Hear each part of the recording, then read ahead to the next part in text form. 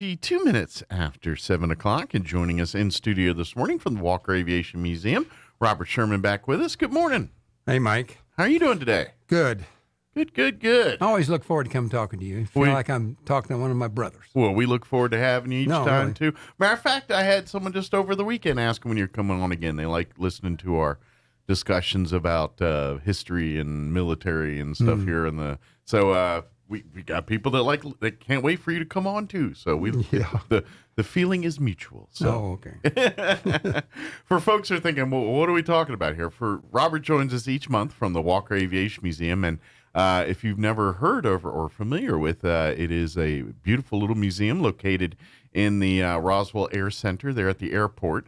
And it is a museum that celebrates and informs everyone about the role of Roswell Army Airfield, later known as Walker Air Force Base, and what its role during World War II. And, of course, also it also informs and educates folks on our Cold War role here in this area with the intercontinental ballistic missiles and things like that in our area. So really that museum kind of covers those two areas, the Air Force Base and our Cold War role here. And it's a great little museum talking about the history. So that's, I ran into an individual a few days ago at the museum, and he kind of reinforced exactly what you're saying, is that at one time with the Atlas missiles surrounding Walker, and with this being a premier atomic bomb, bomber base. And then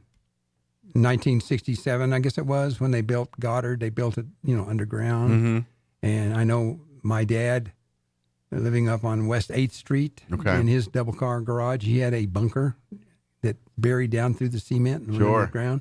And this gentleman said, my dad, when he left his house, he was living somewhere out there, and they had a bunker in their house too. It's just kind of like Roswell was kind of like the Russians go, Roswell, New Mexico. We know where that is. 'Cause that's if there was ever a conflict, like during the Cuban Missile Crisis, Roswell was just like, it was kind of the one that was the beeping on the map over there in Russia.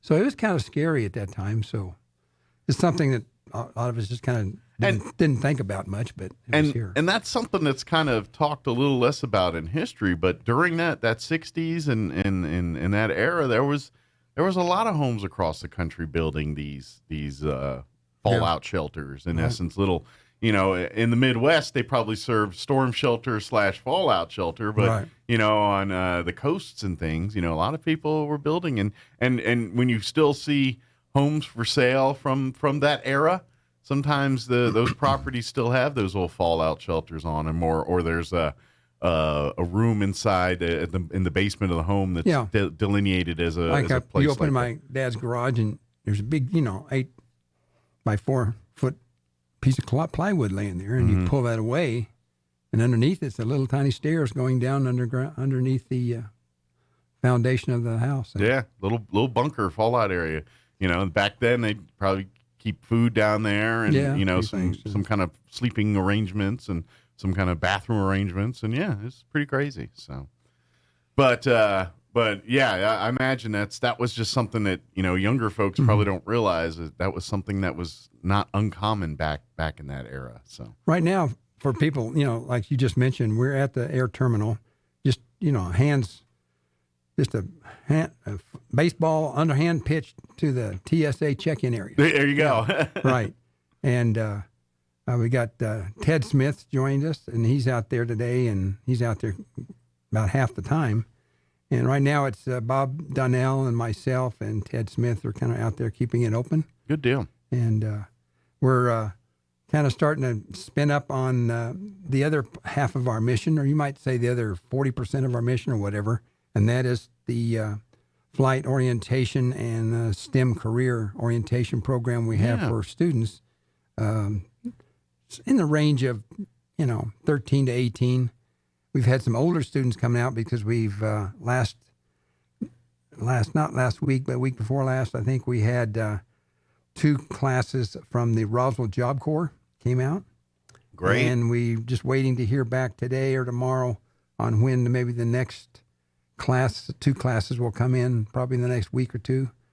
And we're waiting to, hopefully get some Roswell Independent School District middle school folks to come on out, and so we can kind of show the kids around. And what we, unfortunately, because we only have 2 flight simulators, we like to have ideally about 8 students come out for about 2.5 to 3 hours. Gotcha. Okay. And we can give them a little history, and then we give them an orientation on the flight simulators. We break them into 2 groups of 4, and then the 4 pilot, co-pilot, and they get to trade off. They get to get on the simulator for about an hour. Yeah. And gives each one of them about 25 to 30 minutes each. And then the other 4 sit over there, and we show them 16 different STEM careers that they may not have thought about, and kind of opens up their mind and eyes and ideas about, gosh, I hadn't thought about doing that. Sure. So, yeah. Give them options here. And and another cool part, with those simulators and things, if say one of these students get on there and they really like it, in essence, they can get like a license almost, that they work with the card, and they can come back on their own, and assuming they present the card and everything and go through the training and all that stuff, they'll actually get to check it out like a library, and sit and work on it from time to time when it's free. So if you got some of the kids in the group that really take an interest to this and say, you know what, I want to keep doing this. I want to be a pilot someday, or I want to, do. They can in essence start their pilot training by getting time in that simulator and all that stuff. So also, we give them a sheet of paper that has professional on YouTube pilot training, and it's, like it breaks down aviation weather. It breaks that down into 3 20-minute things. So you have 38 videos. I give them a list of 38 videos. Oh, wow. And they watch that. It's 12 hours long. And it's all about aviation instruments, all kinds of stuff, and it's all by the same company. It's real professional. So they could go home and watch all those, and they could really get up to speed, yeah, with a lot of... They're well on their way to getting a pilot's license. Oh, yeah. Yeah. Right.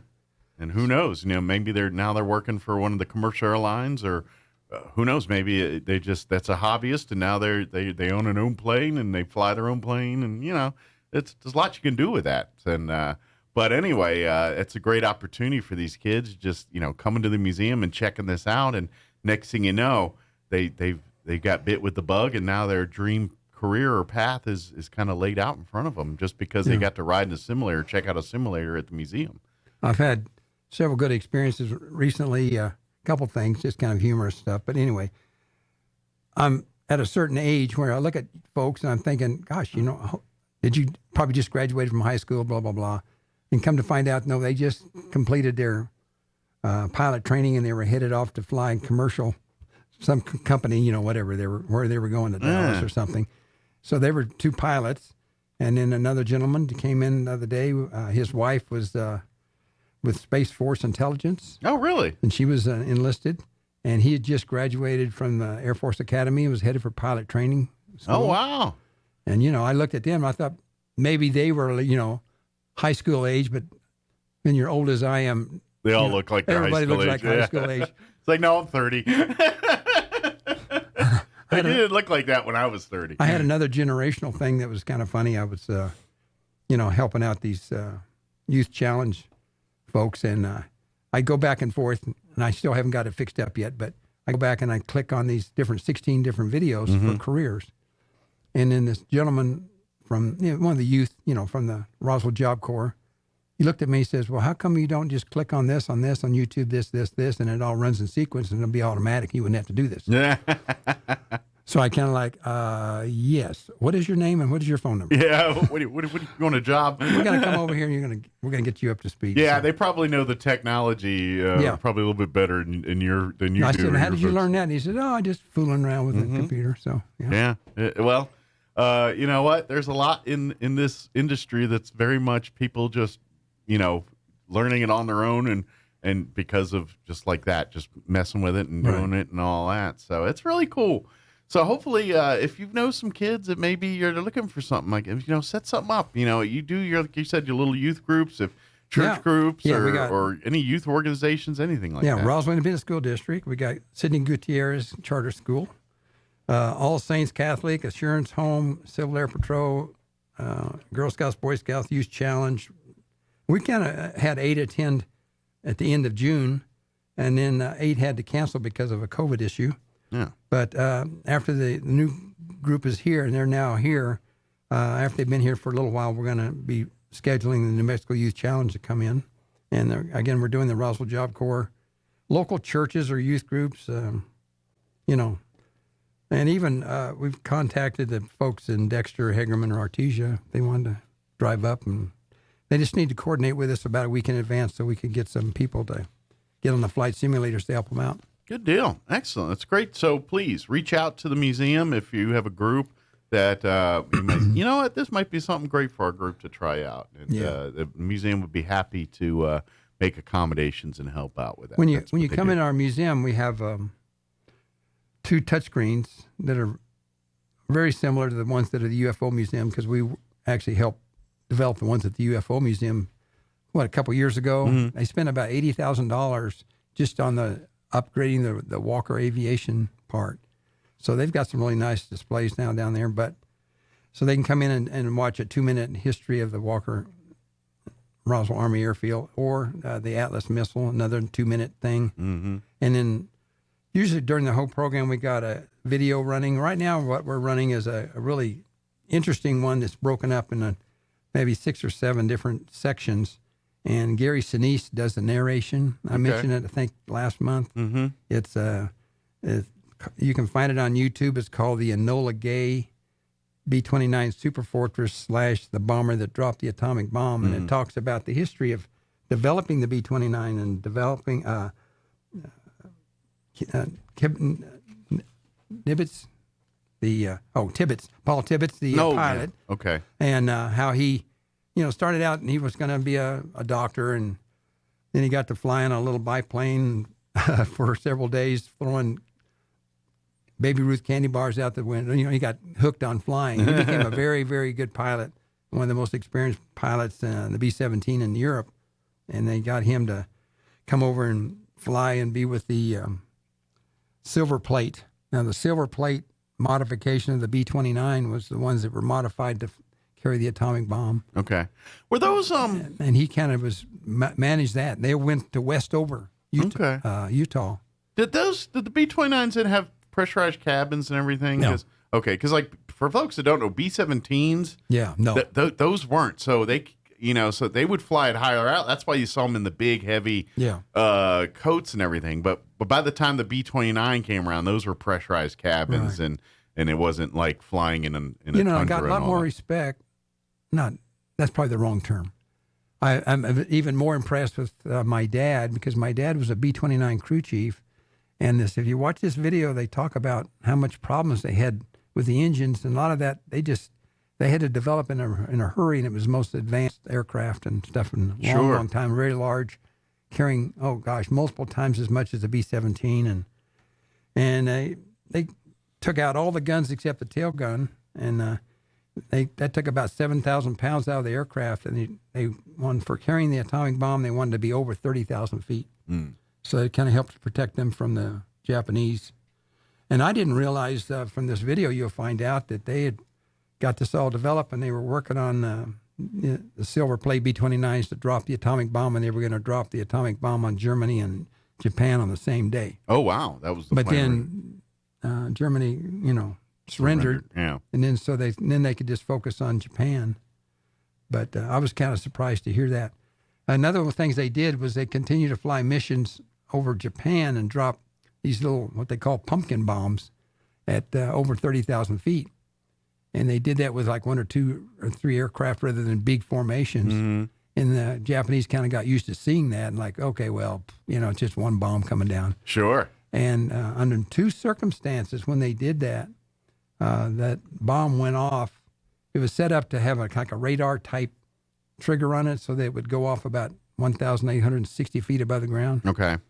And on 2 occasions, it went off in under 10 seconds after it left the bomb bay. Oh, that's not good. And luckily, it was just the black powder bomb and not, Otherwise, that plane would have been Dunsky. Yeah, right. So. Well, and that's something that people don't think about. Like when bombers bomb and do things like that, That's why you look at some types of bombs and they put parachutes on them, or they put these fin packages that designed to slow the descent rate of the bomb, and that is strictly so there's enough time for the plane to get out of there.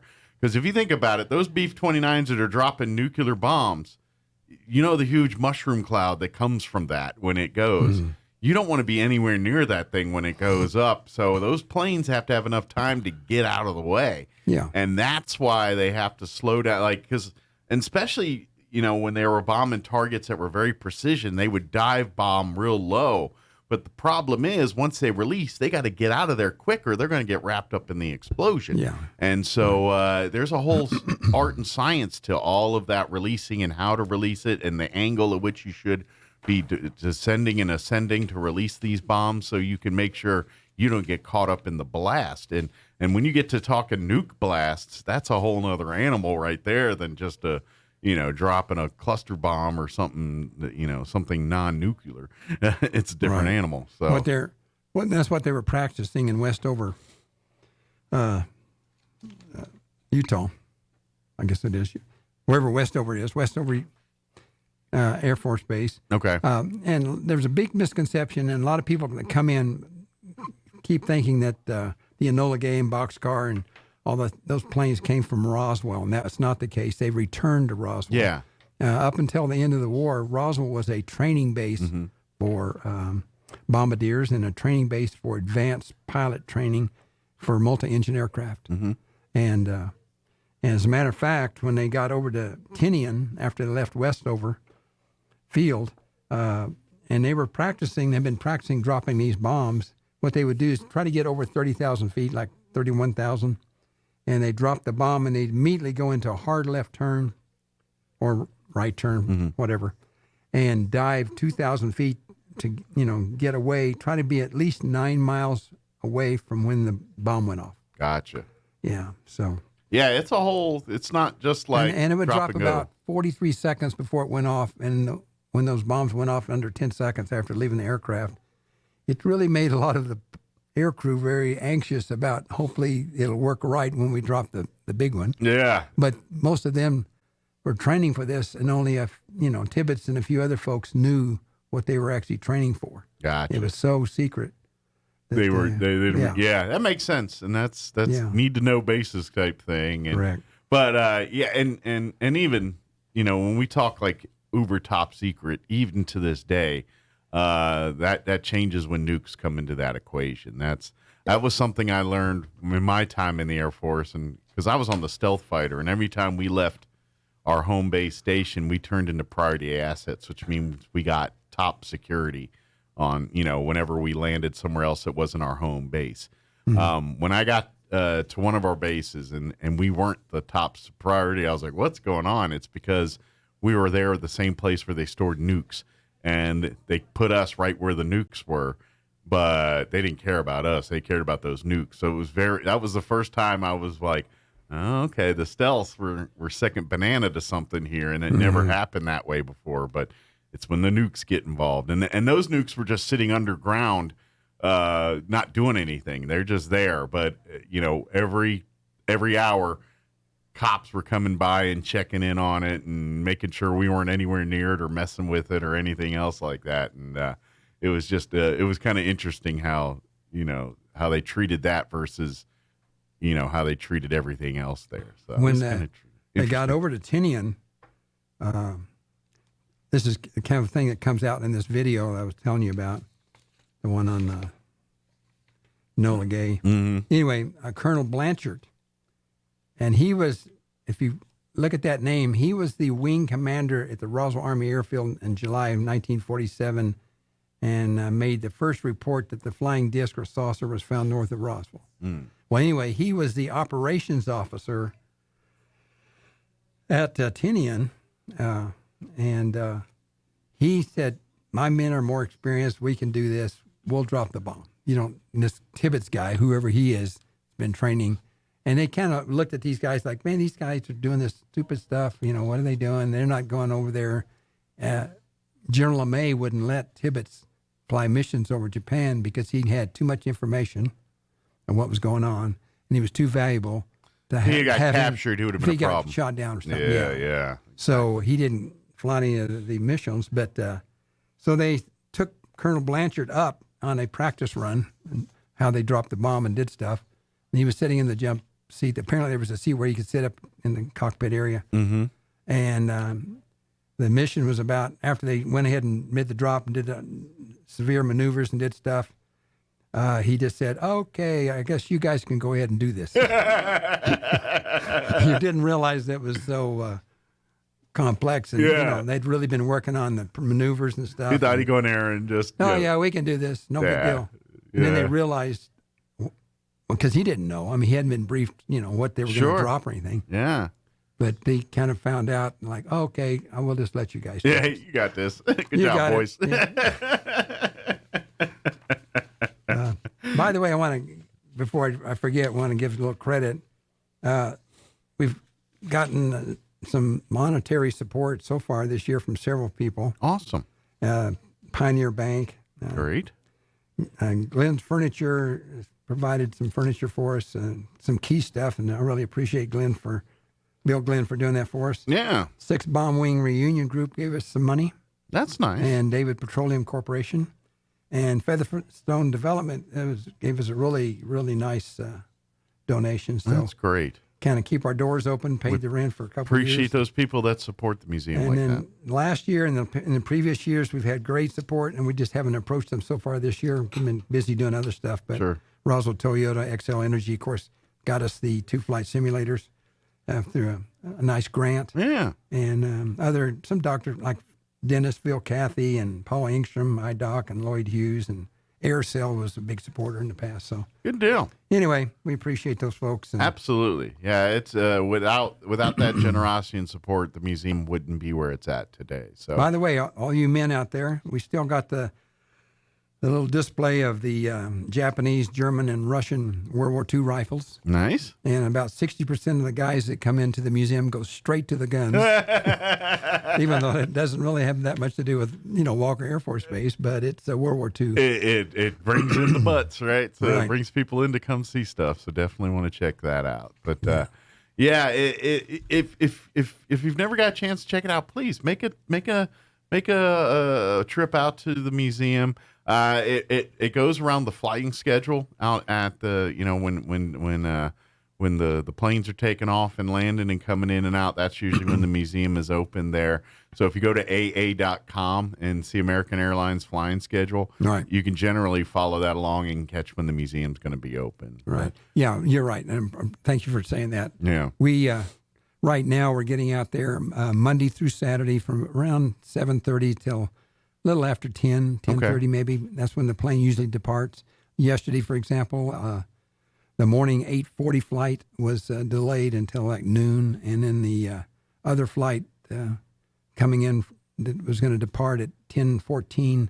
I think it didn't depart till like 10:45 or 11 o'clock. So in that case, I'd stay there a little later, stay until about maybe 11 o'clock, and then take off. Gotcha. So, But that's basically the times when it's open. So come on by, check it out. Of course, if you'd like to volunteer, there's always looking for more folks to absolutely come be a part, whether it's as a docent or something like that, or serving on the board. There's always looking for new members to come and participate through the board. Yeah, we're going to get Ted to get on the board here. All right. He's a big history buff, and he gets out there and reads all kinds of stuff and brings us up to speed on everything. Well, So he's new to Roswell, but his daughter's going to NIMI, and he's just really getting up to speed in a lot of stuff. Well, but I think because he has a passion for the military, the aviation side, and all that. Yeah, he's retired Army Lieutenant Colonel. Yeah. So that kind of all right. Well, he's got the same passion for it and all that.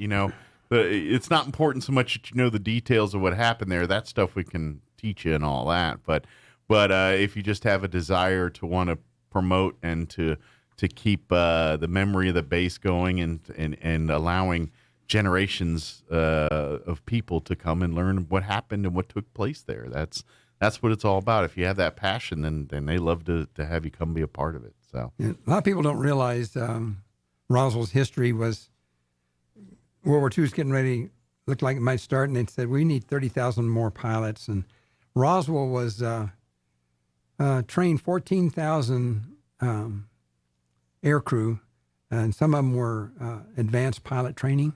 Okay. So the pilots came in that got through pilot training, but they were going to now need to advance, which was they start training on these AT-11 and these Beechcraft. They were twin engine aircraft. Gotcha. So after they graduated from at the Roswell Army Airfield, they could go into multi-engine aircraft like the B-17 or multi-engine cargo planes.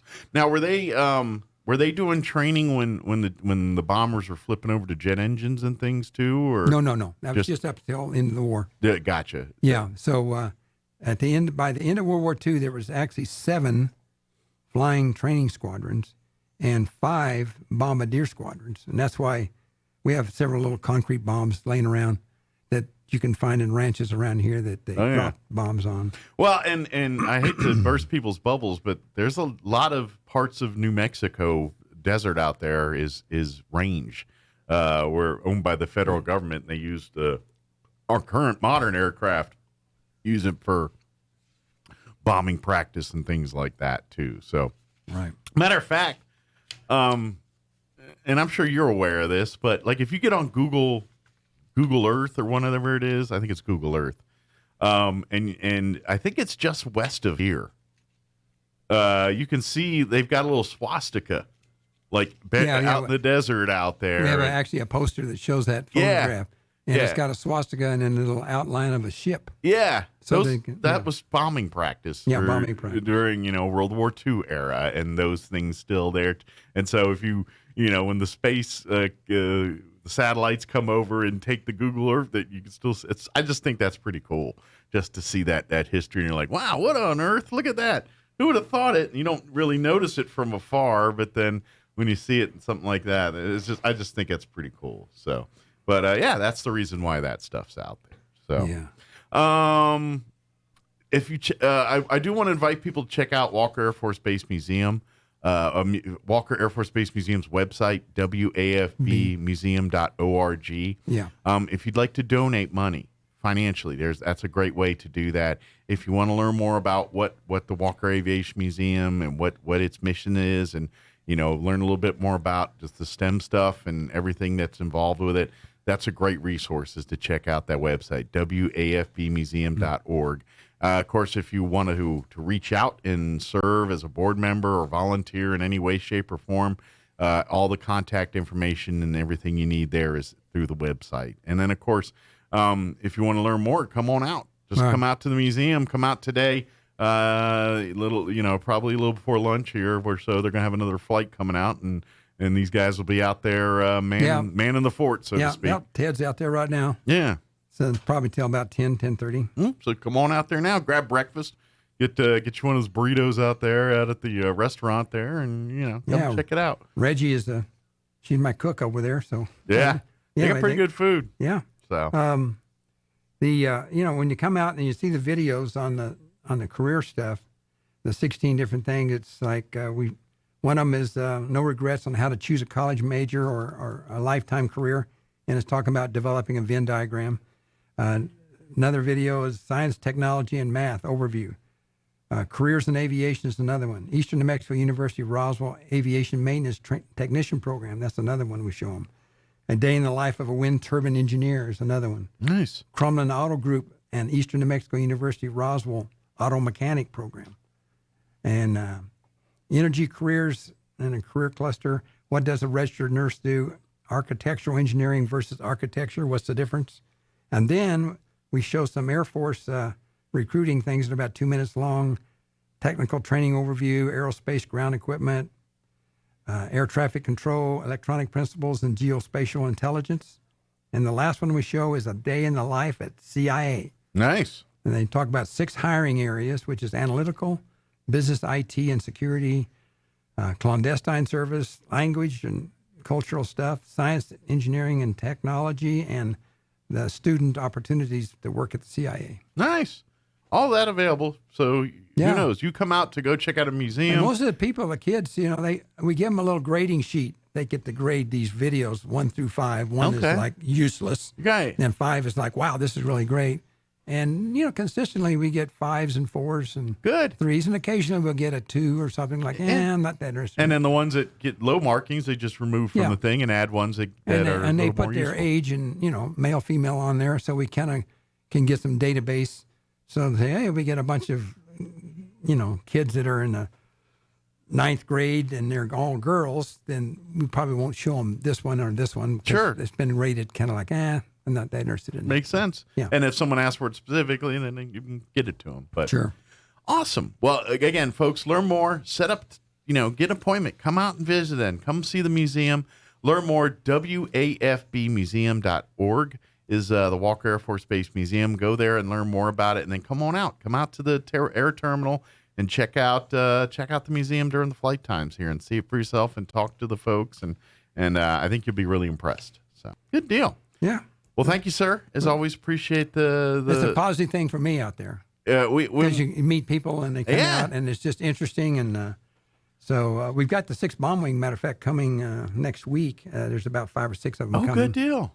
So that'll be great. They come and tell stories. So if you're an old veteran that used to work out there, get a hold of us and we'll tell you when they're going to be there so you can come out and maybe see some old buddies. Yeah, it might be some people you ran into in a former life there. So, that's right. Very cool. Okay. Well, thank you, sir. As always, appreciate it. We'll see you next time. All right. Next time. It is 7:53.